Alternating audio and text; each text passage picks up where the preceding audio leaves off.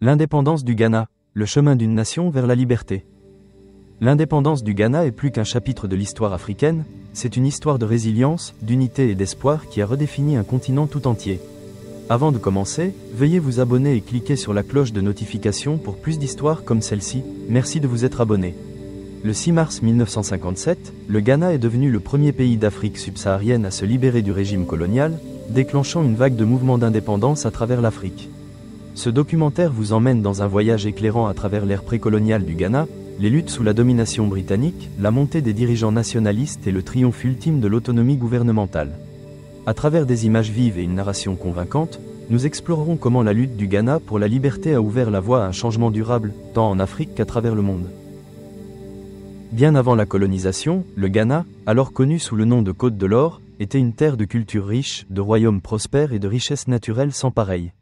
Dominée par le royaume Ashanti et d'autres États plus petits, la région était célèbre pour son abondance d'or, qui lui vaudrait plus tard son nom colonial. Les habitants vivaient dans des sociétés fortes fondées sur la parenté, avec de vastes réseaux commerciaux qui s'étendaient sur toute l'Afrique de l'Ouest. Ils étaient des artisans, des commerçants et des agriculteurs qualifiés, créant une économie florissante et autonome.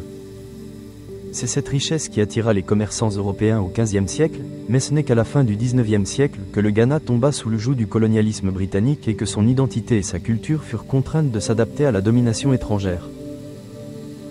À la fin du XIXe siècle, les Britanniques ont renforcé leur contrôle sur la Gold Coast, en faisant une colonie de la couronne. Sous le régime colonial, les systèmes de gouvernance traditionnels ont été remplacés par les lois et les institutions britanniques. Bien que des infrastructures aient été développées, comme les chemins de fer et les écoles, cela a eu un coût. Des ressources comme le cacao et l'or ont été fortement exploitées au profit de l'économie britannique, tandis que la population indigène était confrontée à des inégalités et à une oppression systémique. La société ghanéenne s'est alors profondément divisée. D'un côté, l'élite britannique et de l'autre, la population locale marginalisée. Cette dynamique a semé les graines du ressentiment et posé les bases des mouvements nationalistes qui ont suivi. Au début du XXe siècle, une élite ghanéenne instruite a vu le jour, qui a commencé à remettre en question l'oppression coloniale. Elle s'est inspirée des concepts d'égalité et de liberté, alimentés par le vent de changement mondial qui a suivi la Première Guerre mondiale. L'éducation, un outil introduit par les Britanniques pour servir la gouvernance coloniale, est devenue ironiquement un moteur du sentiment anticolonial. Cette période a vu se multiplier les discussions sur l'autogouvernance et la justice. Après la Seconde Guerre mondiale, les efforts nationalistes se sont intensifiés.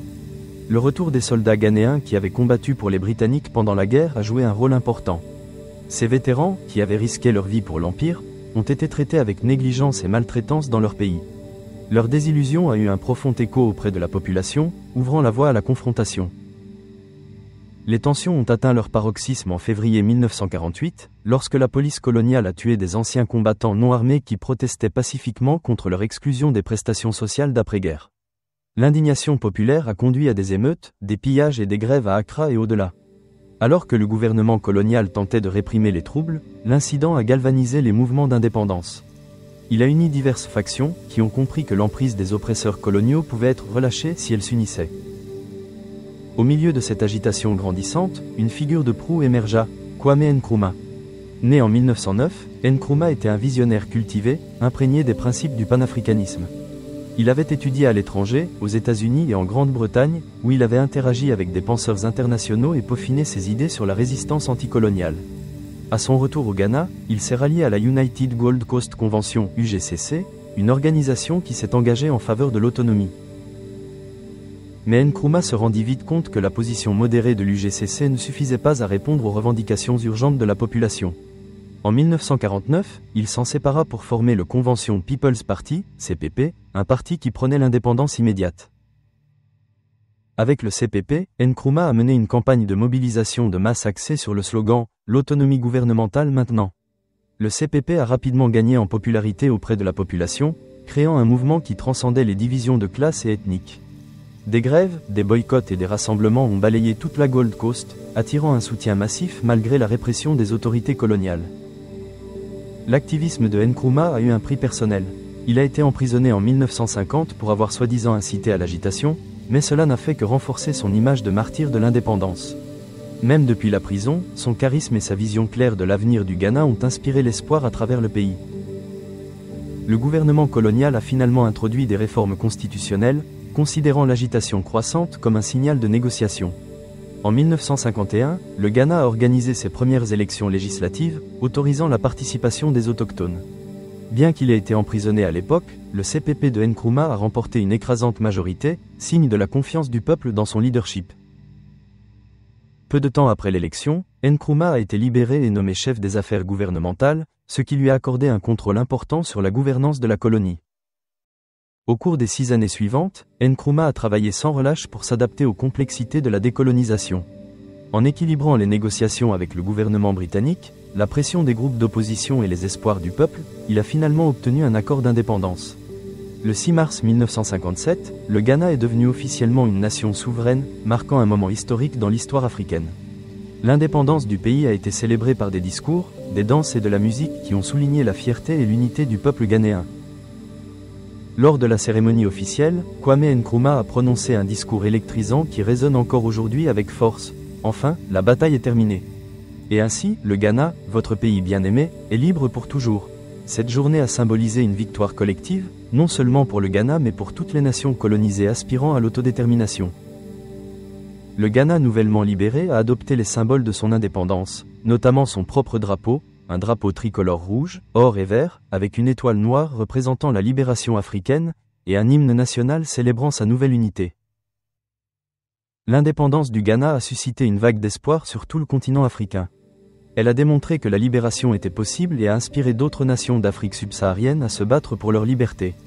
Au cours de la décennie suivante, plus de 30 pays africains ont obtenu leur indépendance, s'appuyant sur le précédent établi par le Ghana.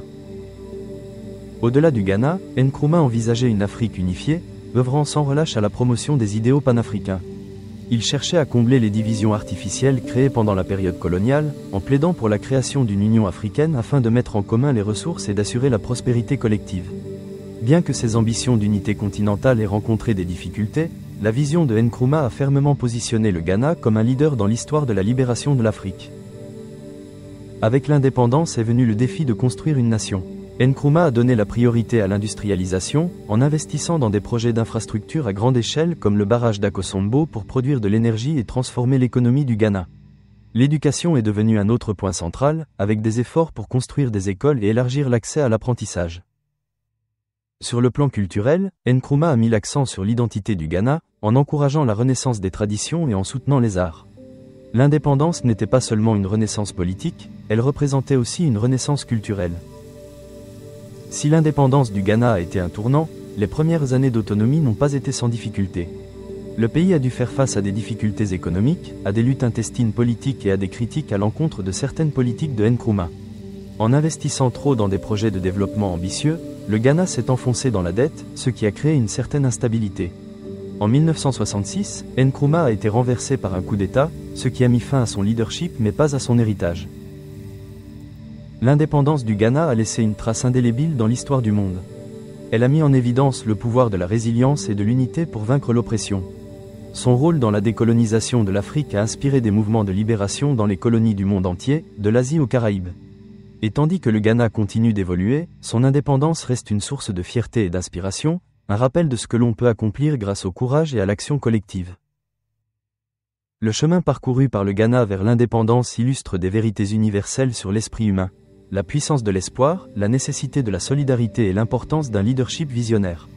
Il nous rappelle également que la lutte pour la liberté ne s'arrête pas avec l'indépendance, elle exige un engagement durable en faveur de la justice, du progrès et de l'unité.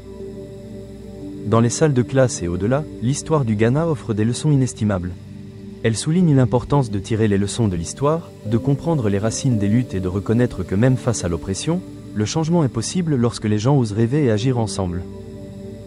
En commémorant l'indépendance du Ghana, nous rendons hommage aux sacrifices et aux convictions de ceux qui se sont battus pour la liberté. Le parcours du Ghana n'est pas seulement une célébration de son passé, mais aussi un appel à l'action pour que les générations futures valorisent et défendent les idéaux de liberté et d'autodétermination. Le 6 mars 1957 n'a pas seulement marqué le début de l'avenir du Ghana, il a aussi été l'étincelle d'un réveil à l'échelle du continent. Et aujourd'hui, il continue d'inspirer la lutte mondiale pour l'égalité, la dignité et la justice. Que les leçons de l'indépendance du Ghana résonnent dans chaque salle de classe, chaque discussion et chaque cœur. N'oubliez pas de vous abonner, d'aimer, d'activer la cloche de notification et de laisser vos commentaires.